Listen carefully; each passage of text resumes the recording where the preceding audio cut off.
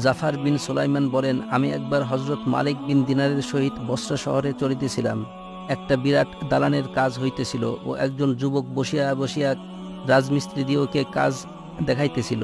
মালিক বিন দিনার রহমতুল্লাহি আলাইহি বলিল, কি সুন্দর যুবক, কেমন করিয়া এই সব বাজে কাজে লাগিয়া গেল। জাফর, চলো আমরা যুবকের নিকট যাই, আমার মন চাই তাহার জন্য দোয়া করি, সে যেন এই সব ঝামেলা হইতে মুক্ত হইয়া জান্নাতের যুবক বনিয়া যায়।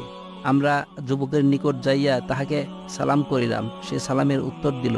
সে প্রথমে হযরত মালিককে চিনে নাই, পরে যখন চিনিলেন দাঁড়াইয়া বলিলেন, হুজুর, কি মনে করিয়া তাশরিফ আনিলেন? হযরত মালিক বলিলেন, তুমি ইহাতে কত টাকা খরচ করিতে মনস্থ করিয়াছ? সে বলিল, 1,00,000 দিরহাম। মালিক বলিলেন, তুমি যদি আমাকে সেই 1,00,000 দিরহাম দিয়া দাও, তার পরিবর্তে আমি তোমাকে জান্নাতের একটি বাগান দিয়া দিব, যাহা ইহা হইতে অনেক বেশি উত্তম। তথায় অসংখ্য খাদেম হইবে, তাবু এবং লাল রঙের ইয়াকুতের কব্বা হইবে, যাহা মুক্তা দ্বারা জড়ানো হইবে। উহার মাটি হইবে জাফরানের, গাড়া হইবে মেশকের, যাহার সুগন্ধি ছড়াইতে থাকিবে, যাহা কখনো পুরাতন হইবে না। উহা আল্লাহ পাকের হুকুমে তৈয়ার হইয়াছে। নওজোয়ান বলিল, হুজুর, আমাকে আজ রাতে বুঝিতে দিন, আগামীকাল ভোরে আপনি তাশরিফ আনিবেন। হযরত মালিক রহমতুল্লাহি আলাইহি ফেরত গিয়া সারা রাত আল্লাহর দরবারে বিনয়ের সহিত যুবকের জন্য দোয়া করিতেছিলেন। ভোরবেলায় আমরা দুইজন তাহার বাড়িতে গেলাম।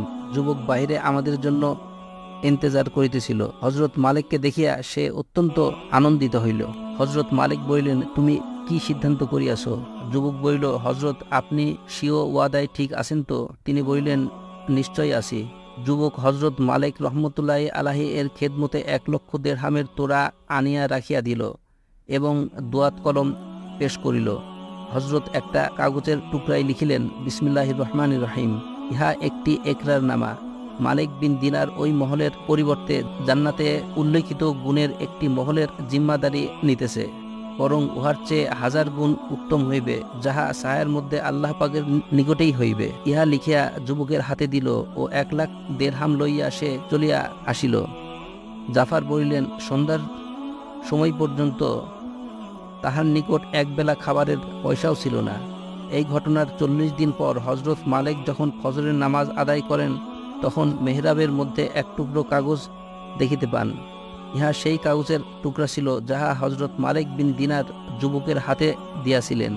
উহার অপর পৃষ্ঠায় কালি ব্যতীত লেখা ছিল, ইহা আল্লাহ তাআলার তরফ হইতে মালিক বিন দিনারের জিম্মাদারি আদায়ের স্বাক্ষর। তুমি যেই ইমারতের জিম্মাদারি লইয়াছিলে, আমি তাহাকে পুরাপুরি দান করিয়াছি, বরং ইহাতে 70 গুণ বেশি দান করিয়াছি। হযরত মালিক ইহা দেখিয়া আশ্চর্য হইয়া গেলেন ও আমরা দুইজন সেই যুবকের বাড়িতে গেলাম। দূর হইতে কালো পতাকা দেখা গেল এবং কান্নার আওয়াজ শোনা গেল। খবর নিয়া জানা গেল, গতকাল যুবক ইন্তেকাল করিয়া গিয়াছে। যেই ব্যক্তি তাহাকে গোসল দিয়াছিল, তাহার নিকট কাফন দাফনের খবরাখবর নিলাম। সে বলিল, হুজুর, ইন্তেকালের পূর্বে সে আমাকে একটা কাগজের টুকরা দিয়া ওসিয়ত করিল যে গোসলের পর কাফন পরাইবার সময় উহার ভিতর এই কাগজের টুকরাটা দিয়া দিবা। লোকটি বলিল, কসম ওই আল্লাহর, যিনি তাহাকে মওত দান করিয়াছেন, ইহা আমার নিজ হাতে রাখা সেই কাগজের টুকরো। এই দৃশ্য দেখিয়া অপর একজন যুবক বলিয়া উঠিল, মালিক, আপনি আমার কাছ থেকে 2,00,000 টাকা নিয়ে যান এবং আমাকেও একটা দলিল লিখিয়া দিন। হযরত মালিক রহমতুল্লাহ আলাইহি উত্তর করিলেন, সেই কথা অনেক দূরে চলিয়া গিয়াছে, এখন আর হইতে পারে না। আল্লাহ পাক যাহা চান তাহাই করেন। তারপর হইতে হযরত মালিক যখনই যুবকের কথা তুলিতেন, কান্না আরম্ভ করিতেন ও তাহার জন্য দোয়া করিতেন। বুজুর্গানে দিন হইতে এইরূপ অনেক ঘটনা ঘটিয়া থাকে। জোশের সহিত অনেক সময় মুখ দিয়া এমন কথা বাহির হইয়া যায়, যাহা আল্লাহ পাক তখনই কবুল করিয়া নেন। হাদিস শরীফে বর্ণিত আছে, অনেক এলোমেলো চুল ও পেরেশান চেহারাওয়ালা রহিয়াছে, যাহাদিওকে মানুষ ঘরের দরওয়াজা হইতে তাড়াইয়া দেয় এবং তাহাদের প্রতি কোনরূপ ভ্রুক্ষেপ করে না। অথচ আল্লাহর উপর কোনো বিষয়ে যদি তাহারা কসম খাইয়া বলে, তখন তিনি তাহাদের কথা পুরা করিয়া দেন।